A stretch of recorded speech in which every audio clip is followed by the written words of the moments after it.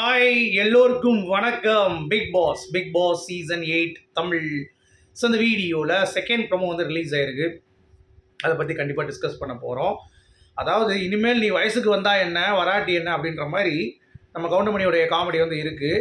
So அந்த மாதிரி இருக்கிறப்ப இனிமேல் நீ வந்து விளையாண்டா என்ன, விளையாடலைன்னா என்ன அப்படின்ற மாதிரி தர்ஷிகாவை பார்த்து நம்ம வந்து கேட்கணும் போல். ஏன்னா அவங்களுக்கு இந்த வீட்டில் இருக்கவே பிடிக்கல, எனக்கு வெளியே போகணும் போல் இருக்குது, என்னை வந்து வெளியேற்றுங்க, நான் வீட்டை விட்டு போகணும் அப்படின்ற மாதிரி வந்து பார்த்திங்கன்னா குமுற ஆரம்பிச்சிட்டாங்க. ஸோ அதோடைய மையப்படுத்தி தான் இந்த ப்ரொமோ 2 வந்து பார்த்திங்கன்னா ரிலீஸ் ஆகிருக்கு. ஓகேங்களா? ஸோ என்ன நடக்குது அப்படிங்கிறத பார்க்குறதுக்கு முன்னாடி சேனலுக்கு ஒரு சப்ஸ்கிரைப் பண்ணுங்கள், வீடியோவை லைக் பண்ணுங்கள். சரி, லைக் பண்ணலாம் பரவாயில்ல, சப்ஸ்கிரைபாச்சு பண்ணுங்கள். இந்த சீசனில் ஆனால் சப்ஸ்கிரிப்ஷன் அப்படிங்கிறது 25,000 பேர் தான் வந்திருக்காங்க. ரொம்ப ரொம்ப ஒரு ஒர்ஸ்டான ஒரு சீசன் அப்படிங்கிறது இதன் மூலமே உங்களுக்கு வந்து தெரிஞ்சிருக்கும். ஓகேங்களா? ஸோ அதுதான். அடுத்து இப்போ இதில் வந்து சௌந்தர்யா கூட கூப்பிட்டு வச்சு நம்ம தர்ஷிகா வந்து எனக்கு இந்த வீட்டில் இருக்கவே பிடிக்கல, வர வர ரொம்ப ஒரு மாதிரி இருக்குது, என் கேமை நான் தொலைச்சிட்டணும் அப்படின்ற மாதிரிலாம் ஃபீலிங்காக இருக்குது. அவர் வந்து என்கிட்ட முதல்லையே நான் ஃபீலிங் கொடுத்தப்ப அவள் வந்து வரலை ஃபீலிங் அப்படின்னு சொல்லியிருந்தாருன்னா, நான் ஏன் ரஷ்மிகா மந்தனா மாதிரி போய் காலை பிடிக்க போகிறேன் அவர் காலை.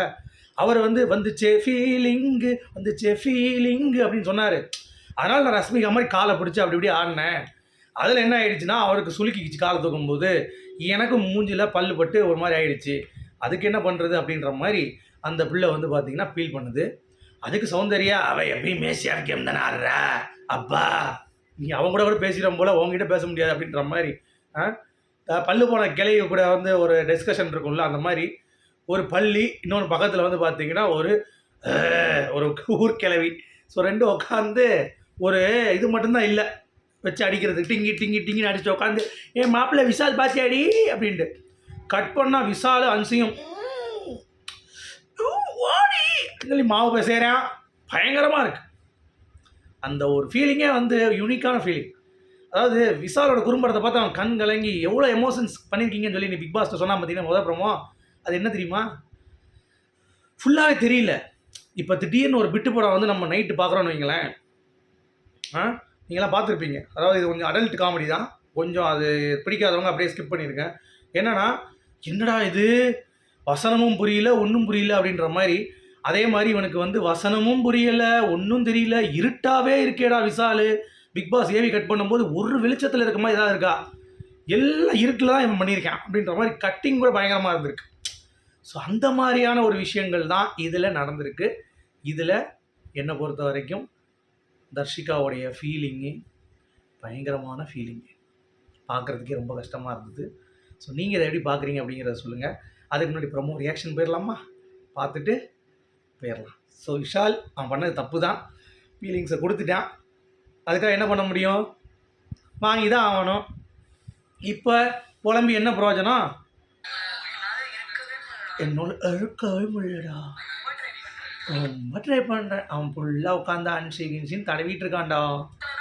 அவன் என்னை விட்டுட்டு அன்சியை தடவுறான். உனக்கு அறிவில்லையாடி சௌந்தர்யா, போய் கேட்க மாட்டியான். அவன் ஃபீலிங்ஸ் இருக்கு, வந்துடணும் இல்லைன்னு சொல்லிட்டு. அவன் கொடுக்குறேன்னா அப்போ அவளுக்கு ஹோப் கொடுக்குறது தான் அர்த்தம். அவங்களுக்கு ஒரு மாதிரி இருக்கும்டா, சின்னதாக நீ போய் ஹோப் கொடுக்குற. அதாவது விஷால் எப்படின்னா எந்த பெண்ணையும் காயப்படுத்தக்கூடாதுன்னு நினைக்கிறான். இப்போ லவ் சொன்னீங்கன்னா கூட, உங்ககிட்ட நீங்கள் லவ் சொன்னீங்கன்னா கூட விஷால்கிட்ட வாங்க ஃபீலிங்ஸ் கொடுங்க, முத்தமாக கொடுங்க, ஐ எம் ரெடிமா. 24/7 சர்வீஸ். ஓகே, விஷால் பொறுத்த வரைக்கும் சொல்லியிருக்கேன். ரொம்ப ஸ்பெஷல் ராணி, ரொம்ப ஸ்பெஷல்னா அவன் அன்சிதா முடிக்குள்ளே ஏதோ பண்ணிகிட்டு இருக்கான் பாய வச்சு. எல்லாருமே அன்றைக்கி தர்ஷிகாவை முதல் சொல்லும் போது சூப்பர், அப்படி ஒரு பேர் பயங்கரம் அப்படின்னு பில்டப் உருட்டினால தான் சொல்லிட்டு இருக்கா, பயங்கரமாக உருட்டினா அப்படின்ட்டு. நான் ஏன் வர போகிறேன் ஃபீலிங்ஸ் இல்லாமல், நீ அப்போ கூட வருவ, காலி துப்புனா கூட நீ வந்து துடைக்க வருவ, மூதேவிக்கு பேச்சப்ப